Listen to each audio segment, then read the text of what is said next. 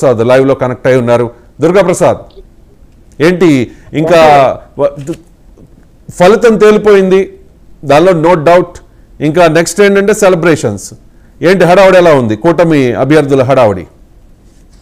Thank you Ravi.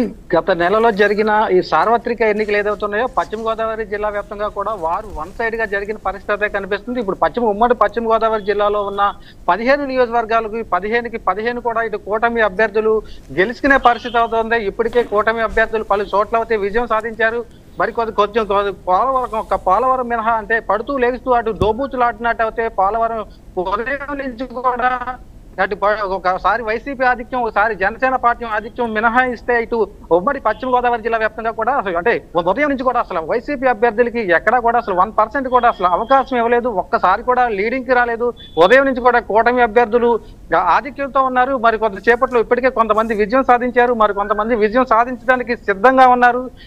పశ్చిమ గోదావరి జిల్లా ఏదవుతుందో దానికి టీడీపీ కంచుకోట అంటారు. అదే విధంగా మరోసారి ఉమ్మడి పశ్చిమ గోదావరి జిల్లా టీడీపీ కంచుకోటని నిరూపించిందనే చెప్పుకోవచ్చు. అదే 2014లో అయితే 15 అసెంబ్లీ స్థానాలకి 15 గెలుచుకోగా, అటు 2019లో అంటే 13 స్థానాలు వైసీపీ గెలుచుకోగా 2 స్థానాల్లో మాత్రమే ఇటు టీడీపీ గెలుచుకుంది. అయితే ఇప్పుడు జనసేన టీడీపీ కూటమి ప్రభావంతో మరోసారి వారు వన్ సైడ్ గా అయితే ఎలక్షన్లు జరిగిన పరిస్థితి కనిపిస్తుంది. ఇప్పుడు పశ్చిమ గోదావరి జిల్లాలో వైసీపీని కూటమి అభ్యర్థులు వైట్ వాష్ చేశారని అనుకోవచ్చు. ఇప్పుడు చూసుకుంటే జిల్లా వ్యాప్తంగా కూడా అనేక సంబరాలు అయితే జరుగుతున్నాయి. ఇటు టీడీపీ నేతలు కానీ ఇటు జనసేన పార్టీ నేతలు కానీ కూడా సంబరాల్లో మునిగి తేలే పరిస్థితి ఉంది. జనసేన పార్టీ ఉమ్మడి పశ్చిమ గోదావరి జిల్లా వ్యాప్తంగా 6 నియోజకవర్గాల్లో పోటీ చేసింది. 6 నియోజకవర్గాల్లో కూడా గెలుపు తీసుకైతే పయనిస్తున్న పరిస్థితి అయితే కనిపిస్తుంది రవి.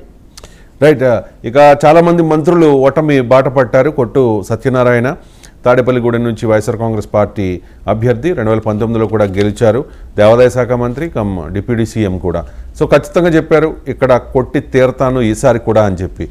సో బొలిశెట్టి శ్రీనివాస్ 50,000కు పైగా మెజారిటీతో గెలిచిన పరిస్థితి కనిపిస్తోంది. అండ్ అసలు కనీసం ఎక్కడైనా వైఎస్ఆర్ కాంగ్రెస్ పార్టీ నాయకులు కానీ కార్యకర్తలు కానీ రోడ్ల మీద ఏమన్నా హడావుడి చేస్తూ ఉన్నారా? మినిమం హడావుడి ఇన్ ద సెన్స్ వాళ్ళ అంటే ఓడిపోయింది కాబట్టి ఇంత దారుణమైన పరిస్థితి వెస్ట్ గోదావరి జిల్లాలో ఉంది కాబట్టి వాళ్ళు ఏమనుకుంటున్నారు ఏంటి అని. ఎందుకంటే మార్నింగ్ నుంచి మేము వీఆర్ ట్రయింగ్ వాళ్ళ ఒపీనియన్ ఎలా ఉందో తెలుసుకుందామని. ఎవరు కూడా రియాక్ట్ అవ్వని పరిస్థితి. ఎక్కడ చూసినా కూడా టీడీపీ, బీజేపీ, జనసేన ఆ పార్టీల నాయకుల హడావుడి, కార్యకర్తల హడావుడి, వీర మహిళలు, జన సైనికులు సంబరాలు చేసుకుంటూ ఉన్నారు, కేకులు కట్ చేసుకుంటూ ఉన్నారు, బాణసంచా కాల్చుకుంటూ ఉన్నారు. ఒక రకంగా చెప్పాలి అంటే ఒక సునామీ, కూటమి సునామీ ఇది. అదే చెప్పుకోవచ్చు రవి. ఏదైతే నిన్న మొన్నటి వరకు అంటే వైసీపీ అయితే మేకపోతు గాంభీర్యమే వలకపోతుంది అనుకోవచ్చు. ఏదైతే ఎగ్జిట్ పోల్స్ వచ్చినాయో ఎగ్జిట్ పోల్స్ అయితే అనేక ఎగ్జిట్ పోల్స్ అంటే వైసీపీకి ఫేవర్ గా వచ్చాయి. ఆ ఎగ్జిట్ పోల్స్ నమ్ముకునేట్టు వైసీపీ నేతలు అయితే మేకపోతు గాంభీర్యం వలకపోసారు.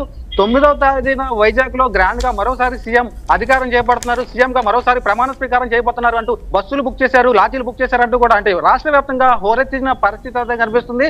దీంతో ఈ రోజు ఉదయం ఏదవుతుందో కౌంటింగ్ ప్రారంభమైనప్పటి కాడి నుంచి కూడా జిల్లా వ్యాప్తంగా అయితే వైసీపీ అభ్యర్థులు ఎవరు కూడా అంటే ఒక్క టైంలో కూడా ముందంజకి రాని పరిస్థితి కనిపిస్తుంది. అదేవిధంగా ఉమ్మడి పశ్చిమ గోదావరి జిల్లాలో వైసీపీ ప్రభుత్వంలో 5 మంత్రులుగా చేశారట. ఆళ్ళ నాని ఆళ్ళ నాని అయితే బడేటి చంటి చేతులు అయితే వాటమి పాలయ్యారు. ఆళ్ళ నాని ఉప ముఖ్యమంత్రిగా వైద్య ఆరోగ్య శాఖ మంత్రిగా కూడా ఆళ్ళ నాని పనిచేశారు. ఆయనకు కూడా వాటమి తప్పలేదు. అదేవిధంగా తాడేపల్లిగూడెం కొట్టు సత్యనారాయణ చూసుకుంటే ఆయన కూడా జనసేన పార్టీ అభ్యర్థి బొలిశెట్టి శ్రీనివాస్ చేతిలో ఘోర పరాజయం పాలయ్యారు. అదేవిధంగా చూసుకుంటే కారుమూరి నాగేశ్వరరావు చూసుకుంటే ఆయన కూడా వ్యవసాయ శాఖ మంత్రి అది చేసిన పరిస్థితి కనిపించింది. దీంతో ఒక టీడీపీ నేత ఆరిమిల్లి రాధాకృష్ణ చేతిలో అయితే ఆ ఓటమి పాలయ్యారు. ఇలా ఏ విధంగా చూసుకుంటే మరో పక్క చూసుకుంటే తానేటి వనిత కూడా ఇటు టీడీపీ నేత ఆ చేతిలో అయితే పూర్తి స్థాయిలో ఓటమి పాలైనట్టుంది. ఈ విధంగా చూస్తుంటే జిల్లాలో ఏ ఒక్క మంత్రి కూడా మరోసారి ఈ గెలిచేందుకు ఒక అవకాశం లేకుండా ఓటర్లు తుది తీర్పిచ్చారని అనుకోవాలి రవి. Thank you Durga Prasad. అది పరిస్థితి వెస్ట్ గోదావరి జిల్లాలో.